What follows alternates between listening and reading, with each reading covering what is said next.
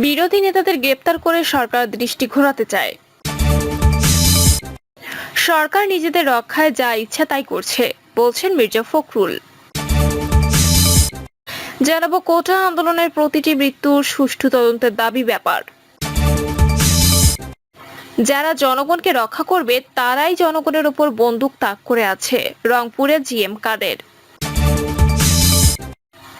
এবং সর্বশেষ জানাবো লক্ষ্মীপুরে আওয়ামীপন্থী আইনজীবীদের সঙ্গে আন্দোলনের সমর্থক আইনজীবীদের বাকবিতণ্ডা। শুনছিলেন সংবাদ শিরোনাম, এবারে বিস্তারিত।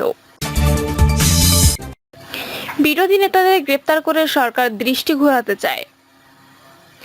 দৃষ্টি ভিন্ন দিকে ঘোরাতে সরকার বিরোধী রাজনৈতিক নেতাদের গণগ্রেপ্তার করছে বলে এক বিবৃতিতে অভিযোগ করেছেন বিভিন্ন রাজনৈতিক দলের নেতারা। তারা অবিলম্বে এই হয়রানি বন্ধের আহ্বান জানান।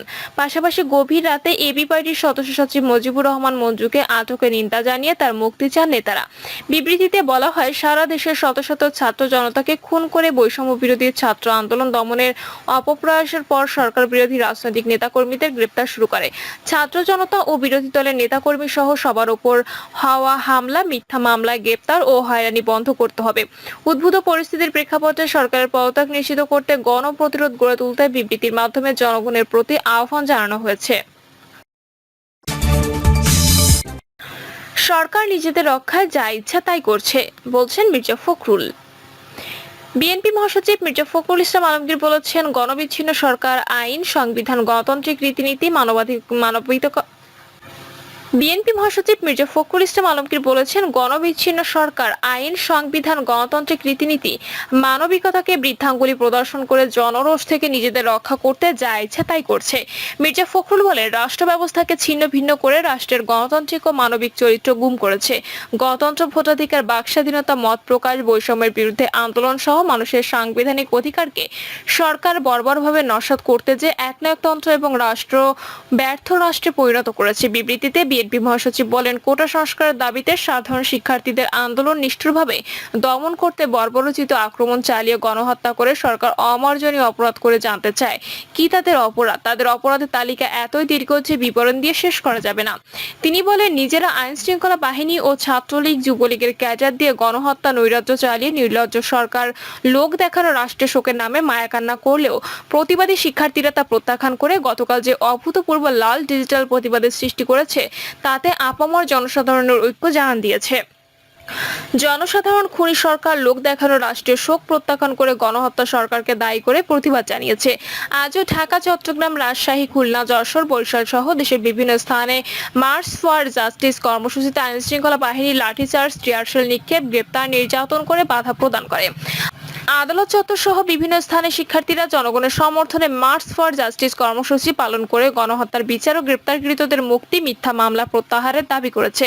শান্তিপূর্ণ কর্মসূচি পালনের সরকার আইন শৃঙ্খলা বাহিনী দিয়ে বাধা প্রদান ও শিক্ষার্থীদের আটক করে এবং ঢাকা বিশ্ববিদ্যালয়ের শিক্ষক সহ বিভিন্ন শ্রেণী পেশার লোক আহত হন। বিবৃতিতে তিনি বলেন, কোটা সংস্কার আন্দোলনে গুলি চালানোর প্রমাণ থাকার পরও আইন শৃঙ্খলা রক্ষাকারী বাহিনী কর্মকর্তাদের গ্রেপ্তার না করে অপরাধীকে খুঁজে বেড়ানো এবং ধরিয়ে দেওয়ার আহ্বান উপহাস মাত্র।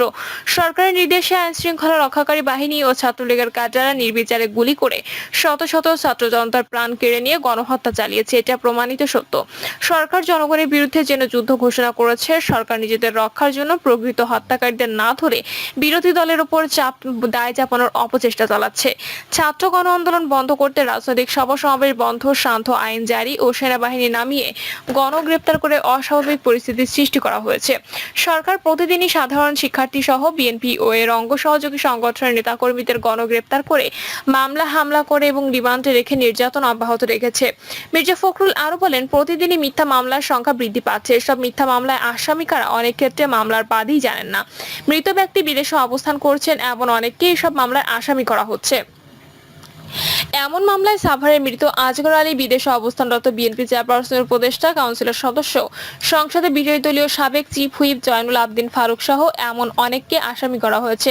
এমনকি অন্য একটি মামলায় 7 মাস আগে মৃত্যুবরণকারী সাবেক তত্ত্বাবধায়ক সরকারের উপদেষ্টা মরহুম ব্যারিস্টার মইনুল হোসেনের বিরুদ্ধে আদালত গ্রেপ্তারি পরোয়ানা জারি করে। গতকাল পুলিশ মরহুম এই বিশিষ্ট আইনজীবীকে গ্রেপ্তার করতে তার বাসায় হানা দেয়। আন্দোলনের আগে থেকে বিএনপি যুগ্ম মহাসচিব সৈয়দ ইমরান সালেহ প্রিন্স ক্যান্সার রোগে আক্রান্ত। তার স্ত্রী চিকিৎসার জন্য দেশের বাইরে অবস্থান করে এবং বিএনপির গণশিক্ষা বিষয়ক সম্পাদক প্রফেসর ডক্টর মোর্শেদ হাসান খান তার ক্যান্সার রোগে আক্রান্ত স্ত্রীর চিকিৎসায় ব্যস্ত থাকলেও তাদের বাড়িতে আইনশৃঙ্খলা বাহিনী হানা দিচ্ছে।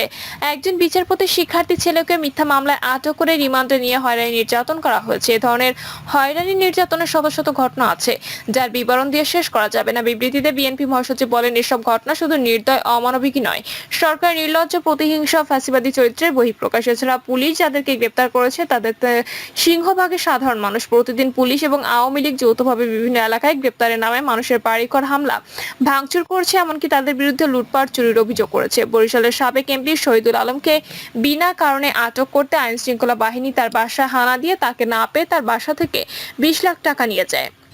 মির্জা ফখরুল ইসলাম আলমগীর বলেন, বাবাকে ধরতে গিয়ে না পেয়ে ছেলেকে নিয়ে আসা হচ্ছে। বাবার কখনো বাবা ছেলেকে একসঙ্গে নিয়ে আসছে। এই গ্রেপ্তার তালিকা থেকে বাদ যায় নাই উদয়ন স্কুল অ্যান্ড কলেজের ছাত্র এইচএসসি পরীক্ষার্থী সিয়ামুজ্জামান পর্যন্ত। বিএনপি যুগ্ম মহাসচিব হাবিবুর নবী খান সোহেলের পিএস সুমনের বাসায় রাতে ব্যাপক তল্লাশি চালায় আইন শৃঙ্খলা রক্ষাকারী বাহিনী।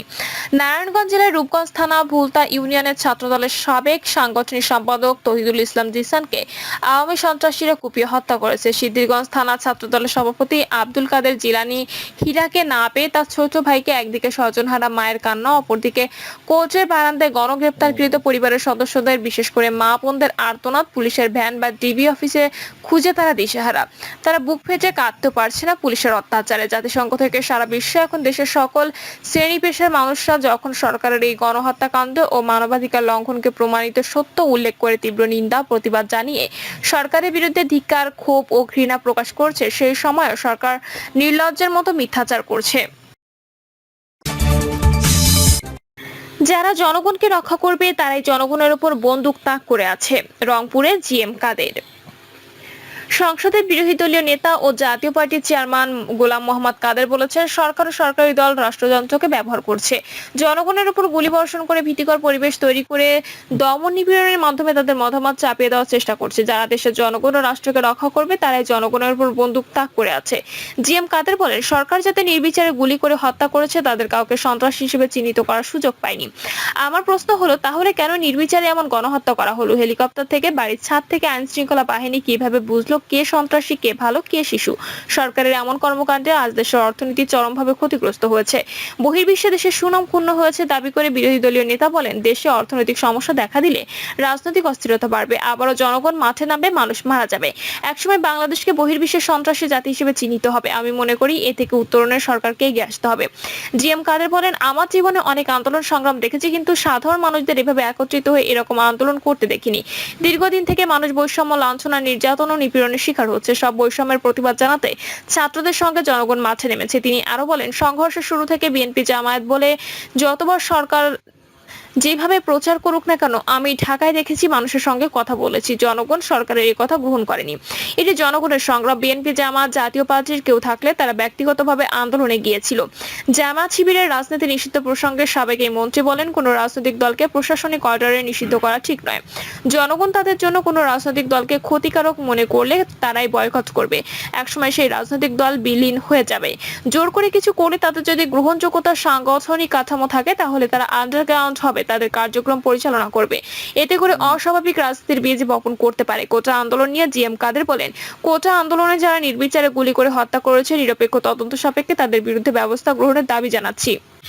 এছাড়া মানুষকে হয়রানি, মামলা মোকদ্দমায় ফেলা হচ্ছে। মামলা দেওয়া মানে একজনকে পঙ্গু করে দেওয়া, মামলা হলে আদালতে যাওয়া, জামিন নেওয়া, মামলা মোকাবেলা করা সহ নানা সমস্যা জর্জরিত হয়ে ছাত্ররা নিঃস্ব হয়ে যাবে। আমি ছাত্রদের নামে মামলা দেওয়ার ঘটনাটি ঘৃণার সঙ্গে প্রতিবাদ করি। আওয়ামী লীগও একসময় বিএনপির দ্বারা এমন নির্যাতনের শিকার হয়েছিল, তখন জাতীয় পার্টির পক্ষ থেকে আমরা এর প্রতিবাদ জানিয়েছিলাম।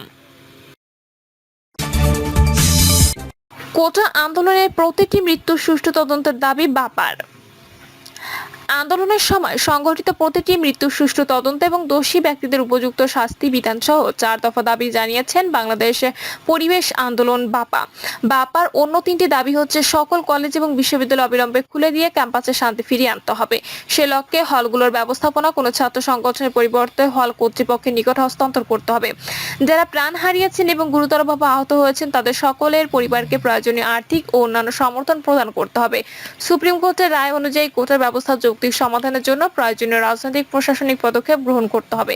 এ প্রক্রিয়ায় কোটা আন্দোলনকারী এবং অন্যান্য অংশীজনদের প্রতিনিধিদের সংশ্লিষ্ট করতে হবে যাতে এই রায়ের বাস্তবতায় সুষ্ঠুভাবে অগ্রসর হয় ও কোটা ইস্যু কেন্দ্র করে নতুন করে কোনো সংকটের উদ্ভব না ঘটে। বিবৃতিতে আরো বলা হয়, বাংলাদেশ পরিবেশ আন্দোলন দেশের বিদ্যমান রাজনৈতিক পরিস্থিতি নিয়ে গভীরভাবে উদ্বিগ্ন। কোটা সংস্কারের লক্ষ্যে শিক্ষার্থীদের শান্তিপূর্ণ আন্দোলন গঠনমূলক আলোচনার মাধ্যমে নিরসনের পরিবর্তে বিভিন্ন পদ্ধতির বল প্রয়োগ দ্বারা মোকাবেলা করতে চাওয়ার ফলে দেশের সর্বত্র শিক্ষার্থী এবং জনগণ ব্যাপক সংখ্যায় রাস্তায় নেমে আসে এবং এক সংঘাতময় পরিস্থিতির সৃষ্টি হয়। মূলত আইন শৃঙ্খলা বাহিনী নির্বিচারে গুলিবর্ষণের ফলে শিক্ষার্থী সহ 200 মানুষের মৃত্যু ঘটে এবং অসংখ্য মানুষ আহত হন। পরিস্থিতির সুযোগ নিয়ে কিছু স্বার্থান্বেষী মহল অরাজকতা সৃষ্টির চেষ্টা করে এবং মেট্রো রেল সহ বহু সরকারি স্থাপনা ভবন, যানবাহনে বেসরকারি সম্পত্তির ব্যাপক ক্ষতি সাধন করে। এসব ক্ষয়ক্ষতি যে আন্দোলনকারী শিক্ষার্থীরা করেনি তার বড় প্রমাণ হলো এই আন্দোলনের মূল কেন্দ্র ঢাকা বিশ্ববিদ্যালয়ের নিকটবর্তী মেট্রো রেল স্টেশন সহ কোনো স্থাপনা এবং যানবাহন হামলার শিকার হয়নি। বিবৃতিতে নেতারা বলেন, দুঃখজনক যে এত মৃত্যু এবং ধ্বংস সবই এড়ানো যেতে যদি সরকার গঠনমূলক আলোচনার মাধ্যমে কোটা সমস্যা নিরসনের পথ গ্রহণ করত। সরকারের পক্ষে বল প্রয়োগের ধারা অগ্রসর হওয়া আরো বিয়োগান্তক ছিল এই কারণে যে সরকারের ভাষ্য অনুযায়ী কোটার বিষয়ে সরকারের অবস্থান আর আন্দোলনকারী শিক্ষার্থীদের অবস্থান সমধর্মী ছিল। বর্তমানে সরকার শিক্ষার্থী এবং অন্যান্যদের মৃত্যু এবং আহত হওয়ার ঘটনায় একদিকে দুঃখ প্রকাশ করছে, কিন্তু অন্যদিকে ব্লক রেইডের মাধ্যমে কোটা আন্দোলনে অংশগ্রহণকারী শিক্ষার্থীদের গণহারে গ্রেপ্তার এবং আটক করছে। এর ফলে পুঞ্জীভূত ক্ষোভ আরো বৃদ্ধি পাবে এবং 2 শতাধিক মৃত্যুতে ইতিমধ্যে যে গভীর ক্ষতের সৃষ্টি হয়েছে তার উপশম আরো কঠিন হবে। সরকারকে বুঝতে হবে যে নিপীড়নের মাধ্যমে প্রকৃত সমাধান ও সমর্থন অর্জন করা যায় না, সেটা করতে হয় জনসমক্ষে নীতিনিষ্ঠ এবং কল্যাণমূলক আচরণ দ্বারা। প্রিয় দর্শক, এই ছিল এখনকার সর্বশেষ সংবাদ। আপডেট সব সংবাদ পেতে চ্যানেলটি সাবস্ক্রাইব করে বেল আইকনটি ক্লিক করে রাখুন।